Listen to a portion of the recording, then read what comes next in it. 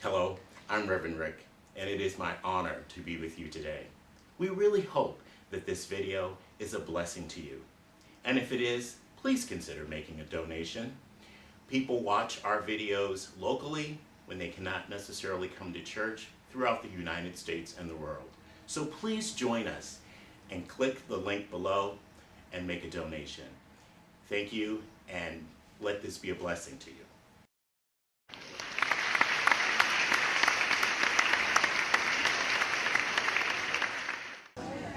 Let us prepare ourselves. If you put your hand over your eyes, I open my eyes to see the spiritual truth today. I open my eyes to see the spiritual truth today. Now over your ears, I open my ears to hear the spiritual truth today. I open my ears to hear the spiritual truth today. And now over your heart. I open my heart to receive the spiritual truth today. I open my heart to receive the spiritual truth. Billy, can you turn these off, please? The spiritual truth that I'm working with today is, we shall know them by their fruits. You shall know them by their fruits. It's from the Christian text, Matthew 7, in which Jesus said, you shall know them by their fruits, and good trees produce good fruits. And that's what we try and do here at CSA. We try and be a good tree, producing good fruits to send out into this community every single week to spread God's love. You know, I had a woman come to me a couple of months ago who said, you know, my husband would love to be in this church, to come in this church. I know he'd love to be here. But, you know, he's an atheist and he doesn't go to church. He doesn't go to church. And while you call yourself the Center for Spiritual Awareness, every Sunday morning you say, welcome to the church that love is building in West Sacramento. And the truth is, walks like a duck, talks like a duck, probably a duck. Sings like a church, prays like a church, messages like a church, probably a church. You know, the reason that we don't like the word church, I think for most of us, many of us, I was in this place at one point, is because it screams exclusion. It screams exclusion. You know, I know, and I did this, some of you mumble where you're going on Sunday mornings. People say, you want to go out to brunch? Sure. Well, I can't be there until about 12:30 because I got to...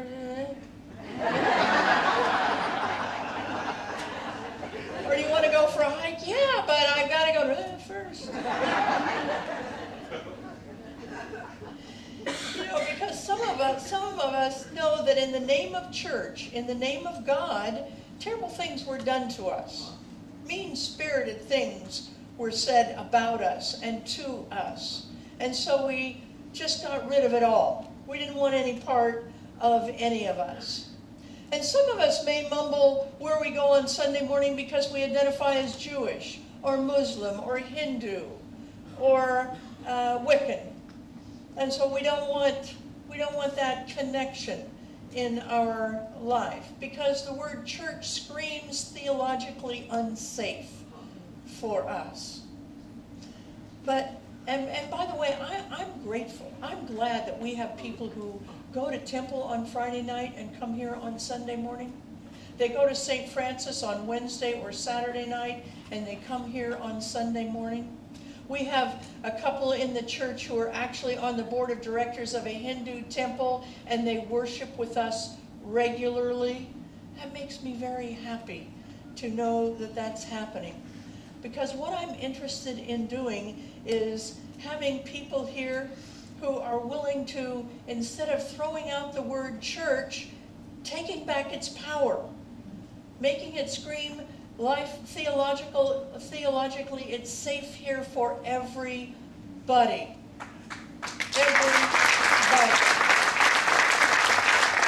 One that will practice radical inclusion in every sense of the way. You know, some of you over the years have asked me to stop using the word God. Please stop saying God. And believe me when I say I've tried. I've tried really hard to substitute another word, but here's what happens. It interrupts my flow because I have to stop and think, okay, what's the other word? So I'm here to tell you that while I've tried to do that, now it's on you. Okay? I'm passing the buck back to you. You change the word when I say the word God to whatever is helpful to you. Now, those of you in recovery know that some of us came to recovery and we did not want God. We didn't want any part of God. And when we found out that in order to be able to live a life of decency and of self-respect, we were going to have a power greater than we were in our life, we just got really wrinkled. And if we had to have the word God, our sponsors would sometimes say, good, orderly direction. And maybe that's helpful to you. But whatever's helpful to you, it's on you now. It's totally on you to figure that out. So back to the questions. What do we have here that would make an atheist, an agnostic, a humanist, a skeptic want to come to this kind of a church? Well, I heard a story from a minister in Tulsa, Oklahoma, from whom I got some of this information, and he said that he had a friend who's Ira Birnbaum, and Ira's grandfather would go to temple every single Friday night, and he knew his grandfather was an atheist, and he'd say, "Grandfather, why do you go to temple every single Friday night when I know you don't believe in God? What do you do there?" And his grandfather says, "Look, Goldberg goes to temple to talk to God. I go to temple to talk to Goldberg." And it made sense to me, because being in loving community and being with one another is powerfully important for us. But there are many reasons atheists, agnostics, humanists, and skeptics might want to come to this church. One of which is that their non-belief is a position to be considered, not a problem to be cured. Their non-belief is a position to be considered, not a problem to be cured. And that's what happens here at CSA. We're not trying to cure anybody of any belief.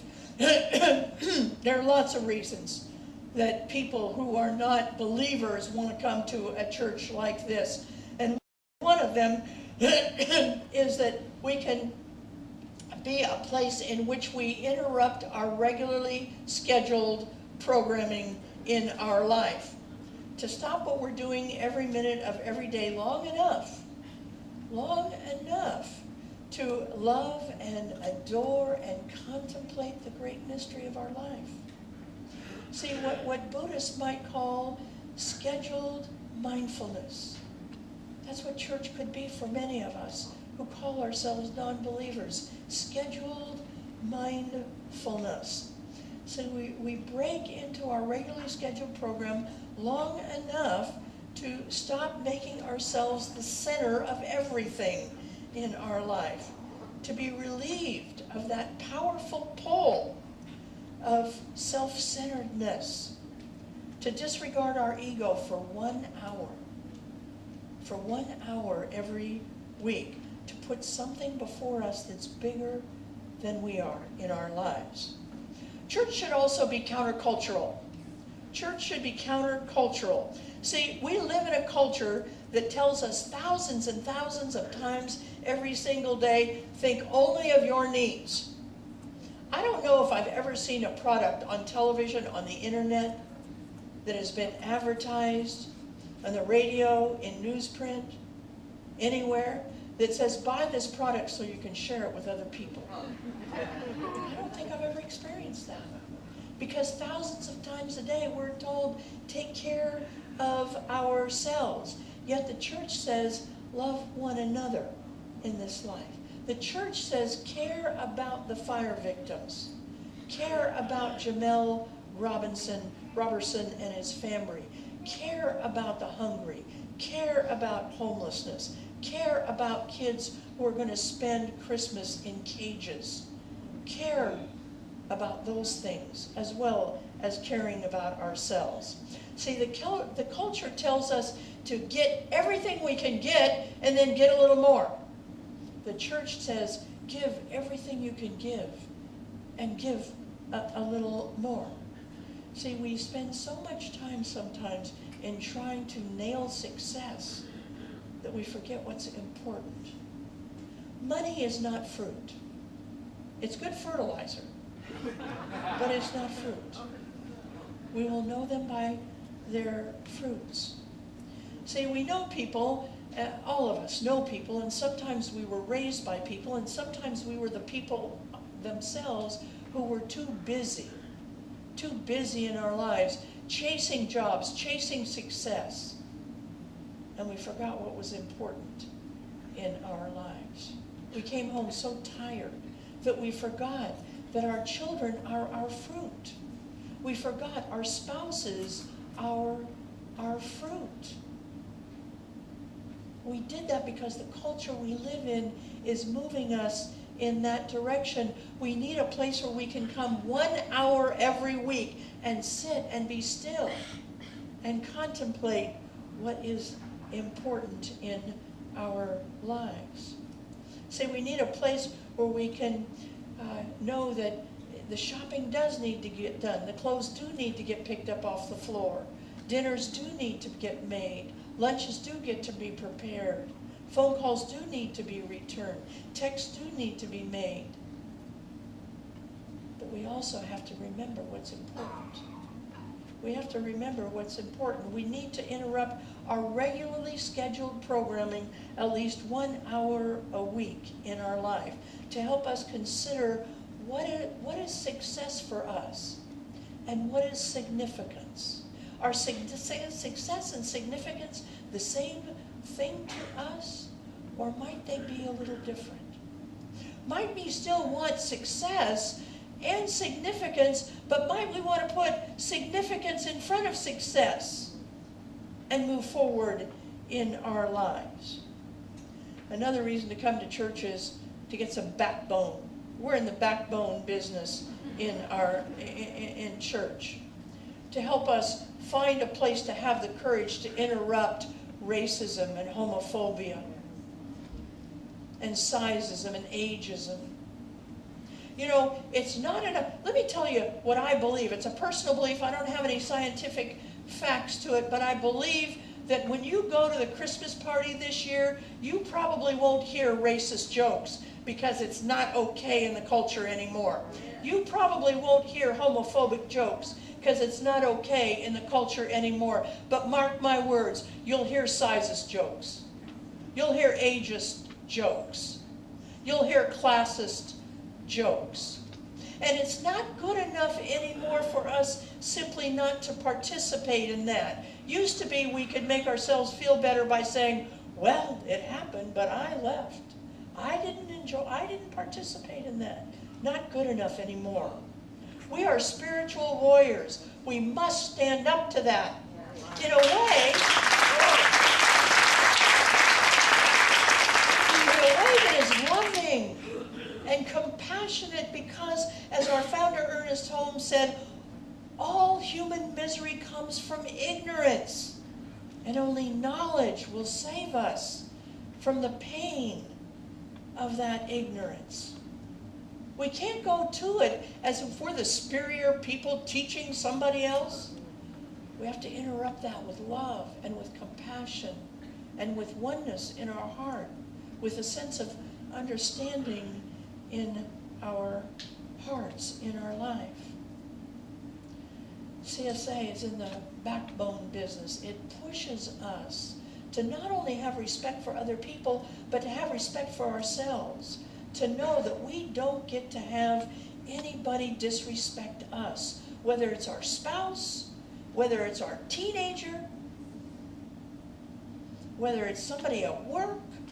Nobody gets to disrespect us anymore in our life.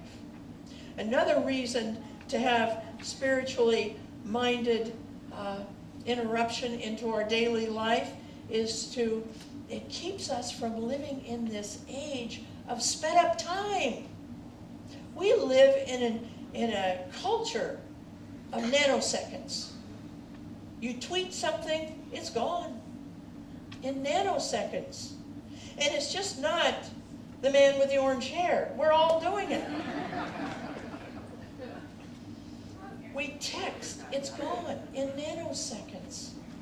You and I, we want to know the answer to a question. We stop at a red light, we punch in our question in Google, and if the answer hasn't come up from 6 universities by the time that light turns green, we're mad.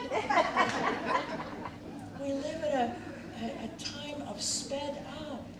You know, I noticed the other day, I'm driving down the road 80 miles an hour, and there are people passing me by like I'm stopped. We live in a culture that is totally sped up in our time. We have to come to a place like this. Believers and non-believers come to a place like this to be still, to think of the seasons, to think of love, to think of one another. That's what church is about for the believers and non-believers. The great author Elie Weisenthal says that we live in a time-quake society, a time-quake society that's shaking our very foundation. And there become cracks in that foundation, and some of our values are falling through those cracks from our time-quake foundation. So we stop for an hour, and we sing together, and we're still together, and we listen together in our life about what's more important than we are in our life. What's more important than a text, getting everything done in nanoseconds? What I know about atheists, agnostics, skeptics, humanists, are those are the people who will jump in and do everything that they need to do right now. They're not threatened by DNA. They feel the awe of what the Hubble telescope can show us. Atheists, they love science. They're not afraid of science. They use science to make our lives better. They want a church that will allow them to speak their doubts.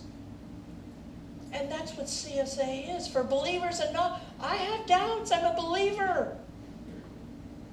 We want a church that allows people to speak their doubts. Jesus said, by their fruits you shall know them. You know, that's why CSA doesn't exclude anybody, no matter what their beliefs are. See, as long as we share values of respect, as long as we share values that not one person is better than another person, we want you here. Actually, we want you here even if you don't do that. But here's what's true. If you do have beliefs that you're better than somebody else, if you do have beliefs of supremacy, if you do have belief that separation is better than unification, if you do have beliefs that you want that junior church to be scaring children with scary Bible stories, if you do have beliefs that are not respectful of all human beings, we welcome you here, but you will be challenged. We want you here, but you will be challenged in this life. See, we're building a whole new kind of church at CSA. Many others are doing it too, but we're building a whole new church in the Central Valley, unlike most others. We have Christian Pentecostals sitting next to Jews, sitting next to atheists. We have people coming to this church who weren't really quite sure what transgender even meant, sitting next to transgender people, going on hikes with transgender people, having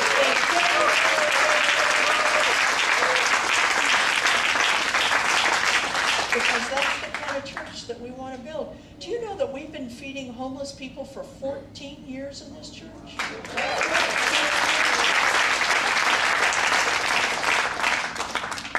And believers and non-believers all want to be a part of that kind of a church. See, we work very hard to counteract racism here. We have a class once a month on the first Wednesday of every month. I hope more people get in it. It's facilitated by loving people who will never make anybody feel wrong or bad. but who teach in love. We have a book study on white supremacy here, one Thursday night a month. We do our work, we walk our talk in this life. And here's the great thing about non-believers. I notice that non-believers, they roll up their shirt sleeves the first to work on racism, to work on social justice, to work on hunger issues. Why? Because they don't believe there's any God that's going to clean up this mess, so they better get busy. And they do. And they do.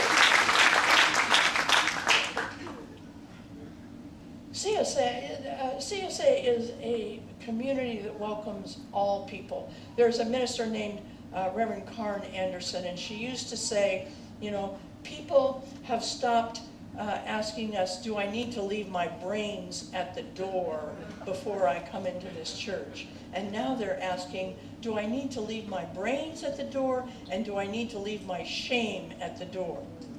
And sometimes in metaphysical churches, we can make a mistake around this. At CSA, you don't need to leave your brains at the door, and you don't need to leave your pain at the door, and you don't need to leave your shame at the door. We are a church that both theologically and as a body of human beings can hold that. And we want you here. We want everybody here.